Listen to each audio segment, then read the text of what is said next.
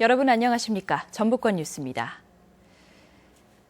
정월 대보름을 이틀 앞두고 농악으로 유명한 임실 필봉마을에서 정월 대보름 축제가 펼쳐졌습니다. 마을 주민뿐만 아니라 전국 각지에서 많은 사람들이 모여 신명나는 농악잔치에 참여했습니다. 김하연 기자가 전해드립니다. 농악대의 신명나는 연주와 춤 사이에 한적했던 시골 마을이 들썩입니다. 대보름을 앞두고 한 해의 건강과 풍년을 기원하기 위해 열린 축제.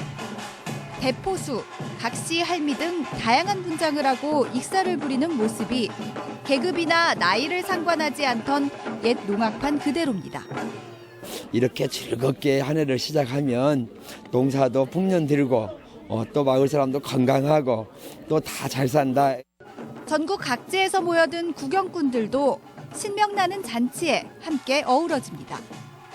마을 고유의 문화가 좀 잘 살아있다는 모습이 되게 신기했고 앞으로도 좀 잘 남아있었으면 좋겠다라는 생각이 들었어요. Not only for music and to have fun, but also to honor nature and to think how important nature is in our lives.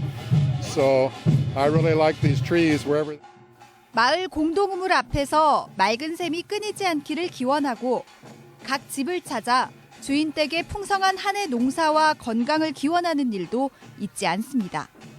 마을에서 300년 넘게 이어져 오고 있는 필봉농악은 전국 6개 대표 농악과 함께 유네스코 인류 무형문화유산으로 등재되기도 했습니다. 1년 중 가장 밝은 달이 뜬다는 정월대보름을 앞두고 열린 필봉 정월대보름 구축제는 오늘 자정까지 쉼없이 이어집니다. MBC 뉴스 김하연입니다. 주말인 오늘 전라북도 지방은 대체로 맑은 가운데 서해안과 일부 내륙 지역에 바람이 강하게 불었습니다. 오늘 낮 최고 기온은 남원 10도, 전주 9.2도 등 8도에서 10도의 분포로 어제와 비슷했습니다. 휴일인 내일은 기온이 오늘보다 2, 3도 떨어지고 찬바람까지 불어 종일 쌀쌀하겠으며 정월대보름인 모레는 흐린 날씨로 보름달을 보기 어려울 전망입니다. 새만금의 관문인 군산 비응도를 체류형 관광지로 개발하는 사업이 수년째 답보 상태에 있습니다. 군산시가 투자 유치 대책을 새로 내놨지만 전망은 엇갈리고 있습니다. 이몽진 기자입니다. 군산 비응도는 새만금의 관문으로 관광 레저 사업에 잠재력이 큽니다. 하지만 새만금 방조제가 개통된 이후에도 관광지 개발을 위한 투자 유치는 사실상 멈춰 있습니다. 지난 2007년 사우디 국적 회사와 MOU를 체결한 데 이어 가계약했지만 이후 별다른 진척을 보지 못하자 해외 자본 유치 계획은 3년 만에 무산됐습니다. 이런 가운데 군산시가 비응도 개발을 위한 새로운 투자 유치에 나섰습니다. 비즈니스 관광 호텔과 가족 체류형 복합 리조트 건설을 위해 사업 신청 자격을 완화하고 각종 지원책도 내놨습니다. 일정 이상의 투자가 이루어질 경우 군산시와 전라북도가 최대 40억 원까지 투자비를 지원하고 고용보조금도 지급하기로 했습니다. 그동안 비응도 개발의 걸림돌이었던 군부대를 오는 9월까지 이전하고 남은 부지에는 편의시설을 조성하기로 했습니다. 이전 시기에 좀 맞춰서 시에서는 좀 매각 공고를 절차를 이행할 계획을 가지고 있습니다. 비응도 개발 사업은 4만 8천여 제곱미터 부지에 사업비만 1,000억 원을 훨씬 넘는 규모입니다. 경기 불황이 장기화하면서 기업 투자가 줄고 사업 규모도 만만치 않아 비응도 개발이 예정대로 추진될지는 미지수입니다. MBC 뉴스 임홍진입니다.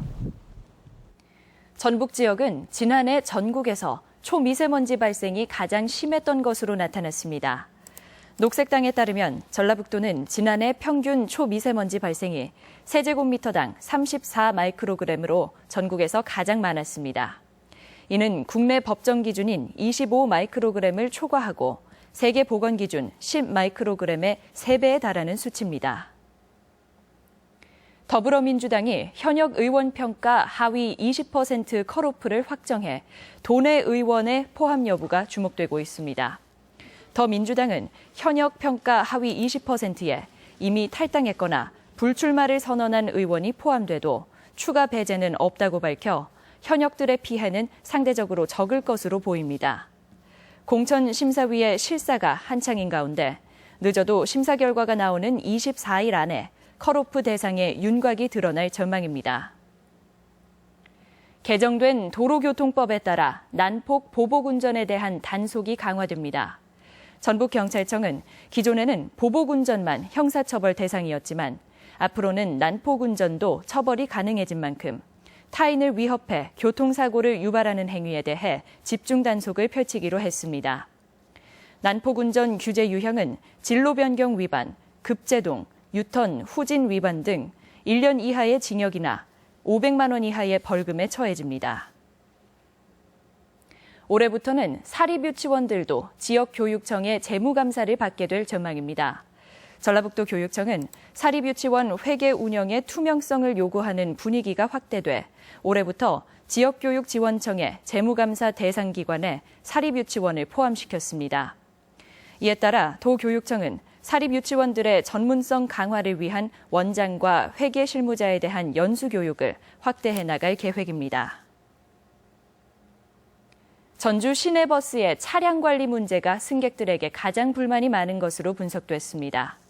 전주 시내버스 시민 모니터단이 지난 2014년부터 2년간 지적사항을 집계한 결과 전체 2,300여 건 가운데 차량 청소와 냉난방 문제 등이 50.5%를 차지했습니다. 전북권 뉴스였습니다.